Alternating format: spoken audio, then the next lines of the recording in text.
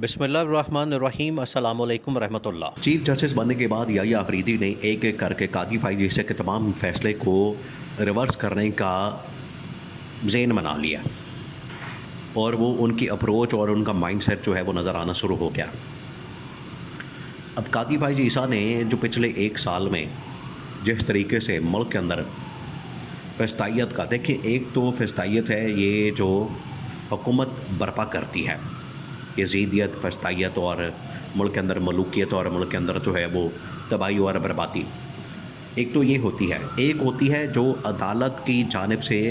बर्पा की जाती है, एक वो फस्तायत होती है, एक अदालती फस्तायत है और एक सियासी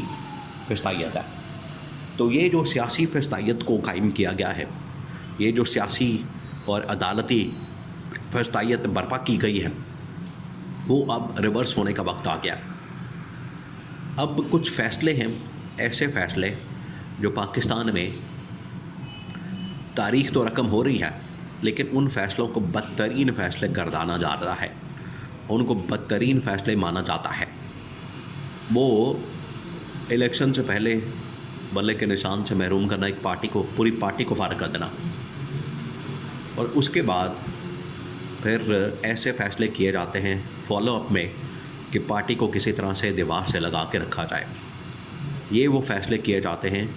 एक पार्टी के ख़िलाफ़ और एक शख्स के ख़िलाफ़,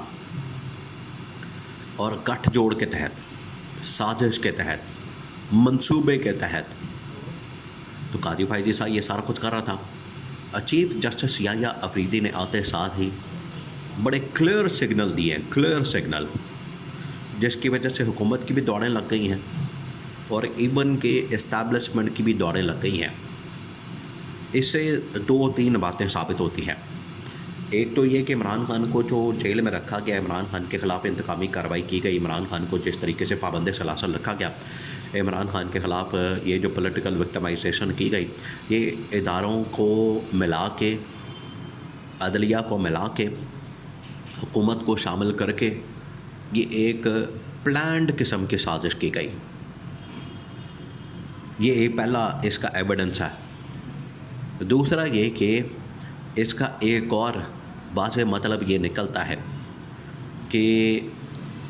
जितनी देर तक कादी फाइज ईसा हुकूमत और इस्टेब्लिशमेंट रहेंगे, उतनी देर तक इमरान खान को हमने रत्ती बराबर भी रिलीफ नहीं देना। अब पहला चेंज आ गया, पहली तब्दीली। जब पूरी आप इमारत खड़ी करते हैं तो उसमें से जब आपने उसकी इमारत को गिराना है, फिर आपको कहीं ना कहीं से ईंट निकालनी पड़ती है, तो फिर बाकी आप जगहों को खोखला करते हैं तो पूरी इमारत गिरती है। तो इसमें से, और ये जो ईंट निकली है, ये ईंट नहीं बल्कि दीवार पूरी निकल गई है, जो कि कादी फाइज ईसा के जाने के बाद याहिया अफरीदी का आना है।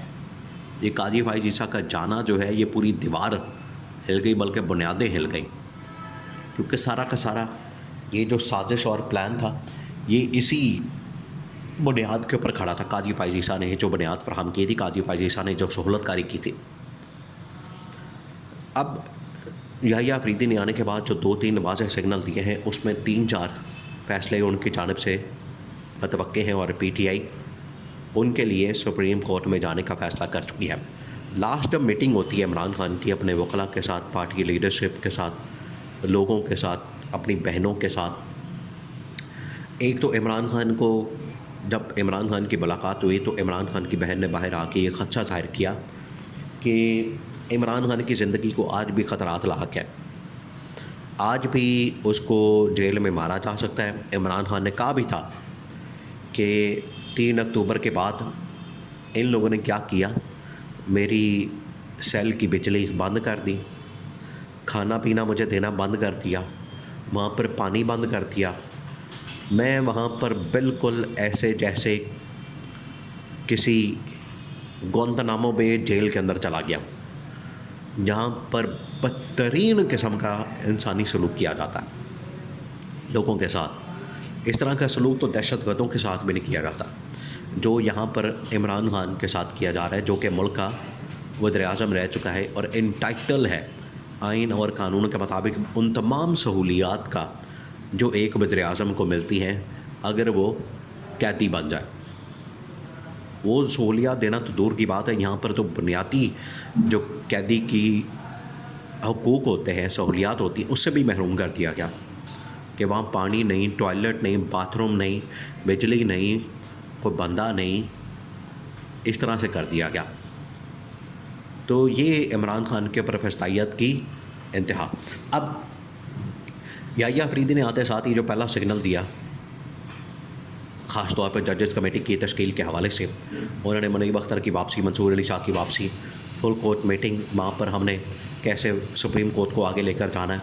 और इसकी परफॉर्मेंस को बढ़ाना है, ये याहिया अफरीदी ने कहा। उसके बाद ये कहा जा रहा है कि याहिया अफरीदी अब 2-3 अहम तरीन मुकदमात अगर सुप्रीम कोर्ट पाकिस्तान में PTI पटिशन दायर करती है, पहली तो इमरान खान ने कहा था कि आपने फ़ौरन पटिशन डालनी है, आईनी तरमीम को पहले जाते साथ ही आपने चैलेंज कर देना, वो करती।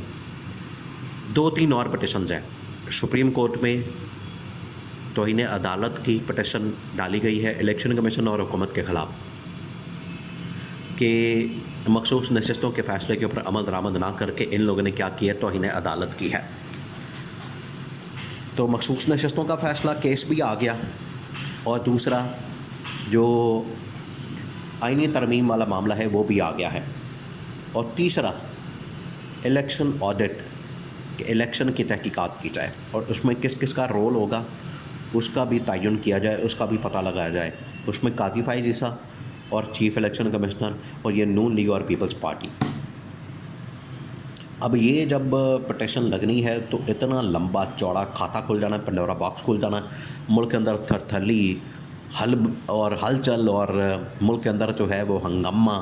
और मुल्क के अंदर जो है एक भूचाल आ जाना है, ज़लज़ला आ जाना है। इनमें से कोई एक भी केस को टेकअप कर लिया गया, वो चाहे ये इस वक्त 26वीं तरमीम का मामला हो, इलेक्शन का मामला हो, मखसूस नशिस्तों का मामला हो, कोई एक केस भी टेकअप कर लिया गया मुल्क के अंदर उसी वक्त ही। जैसे ये अक्टूबर का महीना बड़ा हंगामा केस गुजरा आईनी तरमीम को लेकर, अब जिस दिन ये एक केस खुल गया, पटिशनें आ चुकी हैं, पटिशनें दायर हो चुकी हैं, और सारी की सारी नज़रें इस वक्त याहिया अफरीदी की जानिब है कि वो क्या करते हैं और क्या पॉलिसी लाइन देते हैं। अप्रोच उनकी वाज़े हो गई, माइंडसेट उनका वाज़े हो गया है, और पता लग गया है कि उन्होंने क्या करना है। और अब अगर एक फ़ैसला भी, एक केस भी टेकअप किया जाता है, फ़ैसला तो अब नज़र आ रहा है कि हुकूमत के हक़ में नहीं आने वाला, तो मैंडेट भी वापस, मखसूस नशिस्तें भी वापस, और 26वीं तरमीम भी वापस, और याहिया अफरीदी को लाने का ये फ़ायदा इनको होना था, इन्होंने कभी सोचा भी नहीं होगा।